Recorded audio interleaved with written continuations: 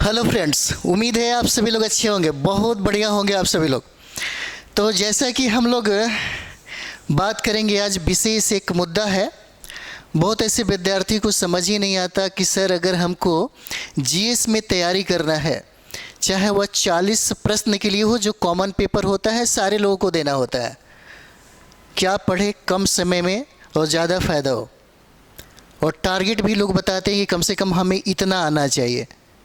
तो इतना आने के लिए जैसे 40 प्रश्नों में 30 प्लस अगर पार करते हैं, 30 और 35 के बीच में, 32 और 36 के बीच में अगर आपका स्कोर आता है तो समझिए कि बहुत बढ़िया है। 30 पार कर जाइए, यही काफ़ी है। 30 पार कर जाइएगा, जीएस में जो 40 प्रश्न पूछे जाते हैं इतना काफ़ी है। और पीआरटी की जो बात हम लोग कर रहे हैं, पीआरटी में 120 प्रश्न पूछे जाते हैं, समान अध्ययन से के संदर्भ में रहते हैं। और कम से कम 90 प्लस अगर पार करना है, 90 अगर आप चाहते हैं कि 90 हम कंप्लीट करें और हमारे पास इतना कम टाइम है तो हम कैसे करें। एकदम सीधा सवाल है। अगर एग्ज़ाम आपका अप्रैल में हो गया, नोटिफिकेशन फरवरी में दे दिया, तो आपके पास टाइम ज़्यादा नहीं रहेगा। तो फिर इस स्थिति में हमको क्या करना चाहिए, ऐसे दिमाग में आता होगा। क्योंकि बहुत ऐसे विद्यार्थी हैं जो बिल्कुल नए हैं, जो पहली बार दे रहे हैं, और बहुत ऐसे विद्यार्थी हैं जो 1 बार 2 बार 3 बार से ट्राई कर रहे हैं, नहीं हो पा रहा है। उनके लिए भी बता रहे हैं।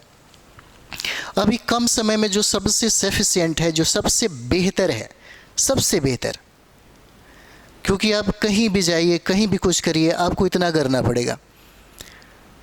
अगर आपने एससीईआरटी की किताब पढ़ा, अगर आपने एनसीईआरटी की किताब पढ़ा, हम उन लोगों के लिए बता रहे हैं जो 1 से 2 से तीसरा चरण तक पहुँचे और 2 नंबर 3 नंबर 4 नंबर से वह रह गए। एक बार रिवीजन कर लीजिए। रिवीजन करने का वक्त अगर मिलता है तो रिवीजन कर लीजिए। और रिवीजन करने के बाद जो सबसे बेहतर जो गाइड हमेशा मार्केट में ढूंढ रहे हैं लोग, अभी देखिए बहुत सारे ऐसे विद्यार्थी हैं जो पटना में बहुत सारे टीचर का, किसी का मॉडर्न इंडिया नेशनल मूवमेंट खरीद रहे हैं, तो किसी का पॉलिटी खरीद रहे हैं, किसी का ज्योग्राफी खरीद रहे हैं, है ना, किसी का मैथ और रीजनिंग, बहुत सारा चीज़ें हैं, है ना। और इस तरीके से करने से रिजल्ट जो होता है हमेशा 2 नंबर 4 नंबर 10 नंबर से छूट ही जाता है, सही तरीके से नहीं हो पाता। आपको अपने डिसिप्लिन में, अपने इसको आदत में और सटीक किताबों के साथ और सही रणनीति के साथ पढ़ना पड़ेगा, तब जा कर के आपका रिजल्ट होगा। जैसे में करंट अफेयर्स की हम लोग बात करें तो करंट अफेयर्स आपका एक दिन में कंप्लीट नहीं होगा, और करंट अफेयर्स हमें प्रत्येक दिन पढ़ना चाहिए। और जो भी मंथली मैगजीन है उसको लीजिए। जैसे सबसे बढ़िया मैगजीन की बात करें तो स्पीडी पढ़ा जाता है, स्पीडी आप ले सकते हैं। अभी वार्षिकांक भी आया है, तो कम से कम 8 महीने का आपको करंट अफेयर्स पढ़ना होगा। तो करंट अफेयर्स की वैल्यू जो पीआरटी में हम लोग देख रहे हैं, पीआरटी में भी आपको वहीं से काम देगा। और जीएस का सेक्शन जो 40 नंबर का है, ये आपको वार्षिकांक अगर लेते हैं और मंथली लेते हैं तो यहाँ से आपका काम चल जाएगा। उसके बाद आप देखिएगा जो सामान्य ज्ञान लुसेंट का है, ये जो सामान्य ज्ञान हम लोग लुसेंट का जो देख रहे हैं यहाँ पे, जैसे पीआरटी में देखिएगा, पीआरटी में 1 to 5 की बात हम लोग करते हैं, है ना। पीआरटी में देखिए 1 to 5 में आपको 10 सब्जेक्ट पढ़ने होते हैं। यहाँ से 10 सब्जेक्ट आपको पढ़ने हैं। लेकिन आप जीएस जो आप 40 नंबर का जो देखते हैं, वहाँ पे 6 सब्जेक्ट 5 सब्जेक्ट पढ़ने होते हैं। तो ये सारी की सारी जो सब्जेक्ट हैं ये आपको इसमें मिल जाएंगे, सामान्य ज्ञान में मिल जाएंगे। कम समय में अगर आपने एससीईआरटी एक बार पढ़ लिया है तो फिर मज़ा ही आ जाएगा। एससीईआरटी का अध्ययन आपने अगर किया है तो सबसे बढ़िया। जब आपका सिलेबस कंप्लीट हो जाता है ना, तो आप देखिएगा पीआरटी में बिहार स्पेशल्स पढ़ना पड़ता है। कभी कभी 1-2 प्रश्न ऐसे भी होते हैं जो जीएस 40 में पूछ दिए जाते हैं। जैसे में आप इंडियन नेशनल मूवमेंट अगर पढ़ेंगे तो इंडियन नेशनल मूवमेंट का जो संदर्भ होगा बिहार से भी उठा करके पूछा जाता है, जो यहाँ से पकड़ा जाएगा आपका, है ना। बिहार किसी का भी ले सकते हैं, बिहार स्पेशल किसी का भी हो, लुसेंट का भी ले सकते हैं, इम्तियाज अहमद ले सकते हैं, विवास पनोरमा ले सकते हैं, क्राउन, जो भी लेना है ले सकते हैं। कोई एक रखिए, कोई भी एक रखिए। जब इतना चीज़ हो जाएगा तब आपके पास ये घटना चक्र का पूर्वावलोकन होना ही चाहिए, पूर्वावलोकन होना ही चाहिए, ताकि आप अपने प्रश्नों का मूल्यांकन कर सके। आप अपने जीएस जो भी है, किसी का मत बनाइए, जैसे होता है बहुत सारे लोगों का लोग एमसीक्यू करने लगते हैं, बहुत सारा मॉक टेस्ट, बहुत सारा चीज़ है, झंझट में मत पड़िए। बहुत ऐसे अभी का परिणाम देखिए, हजारों की हजारों संख्या में लोगों ने मार्केट से अनेक एमसीक्यू खरीदा, इंस्टीट्यूट का खरीदा, बहुत सारे लोगों का खरीदा, लेकिन 70 बीपीएससी में किसी के अगर हम लोग देखें तो कौन सा ऐसा सेट था या कौन ऐसा किताब था या बुक था जहाँ से आपको है ना वो प्रश्न टकराया। मार्केट में जो भी है, जो इंस्टीट्यूट वाले अपना प्रश्न बना करके बेचते रहते हैं, एक भी प्रश्न आपको नहीं टकराता है। आपको इसके लिए सटीक किताबें पढ़ना ही पड़ेगा, सिलेबस पढ़ना ही पड़ेगा, और जो पूछा गया सवाल है बीपीएससी के द्वारा, जो भी पूछा गया सवाल है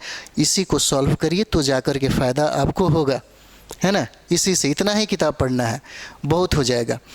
जैसे हम लोग जीएस में टीजीटी पीजीटी में आप देखते होंगे 6 to 8 9 10 11, तो ये सब चीज़ में आपको जीएस जो है, जीएस से 40 प्रश्न पूछे जाते हैं, यहाँ से 40 प्रश्न पूछे जाते हैं। और किसी भी विद्यार्थी का अगर यहाँ पर 30 पार करेगा, 32 से 36 टारगेट रखना चाहिए, 30 पार करा ही देना चाहिए किसी भी हालत में। अगर आप चाहते हैं सब्जेक्ट कम्बिनेशन में 65 और 70 के बीच में अगर आपका मार्क्स आ जाए और यहाँ 32 और 36 के बीच में अगर मार्क्स आ जाए तो फिर आपका रिजल्ट जो है वो कन्फर्म हो जाता है। और यहाँ से 30 पार करना बहुत ईजी है, 30 पार करना बहुत ईजी है, बहुत ज़्यादा नहीं पढ़ा जाता। अगर आप लोग के दिमाग में किसी ने भर दिया कि बहुत ज़्यादा पढ़ना है तो फिर यही सोच करके आप परेशान हो जाएंगे। बहुत ज़्यादा नहीं पढ़ना है। एक देखिएगा, यहाँ से हिस्ट्री पढ़ना है, और हिस्ट्री में ज़्यादा कुछ नहीं पढ़ना है, सिर्फ इंडियन नेशनल मूवमेंट पढ़ना है, इंडियन नेशनल मूवमेंट। और इंडियन नेशनल मूवमेंट में इंडिया के साथ साथ हम लोग यहाँ पर बिहार भी पढ़ते हैं, ताकि बिहार के संदर्भ में प्रश्न पूछा जाता है तो फिर कहाँ बनाएंगे। अगर इतिहास के लिए आप एनसीईआरटी पढ़ रहे हैं और पता चला कि सारे के सारे प्रश्न 8 प्रश्न पूछे जाते हैं यहाँ से, और 8 प्रश्न में पता चला कि 5 प्रश्न आपको बिहार के संदर्भ में पूछा गया है, तो बिहार के संदर्भ में प्रश्न कहाँ से बनेगा, तो एससीईआरटी से बनेगा। और जो विद्यार्थी एससीईआरटी पढ़ के जाएगा वह 8 का 8 प्रश्न बना के आएगा, है ना। उसी तरीके से हम लोग मैथ में टारगेट करते हैं, और मैथ में भी 8 प्रश्न पूछे जाते हैं। बहुत ऐसे विद्यार्थी हैं जिनका बैकग्राउंड है 8 में 8 नंबर लेकर के आते हैं। हाँ, यहाँ से आपको फ़ायदा हो सकता है अगर आप एनसीईआरटी का अध्ययन करते हैं तो, और यहाँ से भी 8 प्रश्न पूछे जाते हैं। और यहाँ से देखिए पॉलिटी और ज्योग्राफी से प्रश्न आपको इंडिया का पूछेगा और प्लस में बिहार का ज्योग्राफी पूछेगा। जो विद्यार्थी बिहार के संदर्भ में अपनी तैयारी करेगा, एससीईआरटी का तैयारी करेगा, एससीईआरटी का अध्ययन करेगा, वही 40 में 32-36 नंबर लेकर के आएगा ना।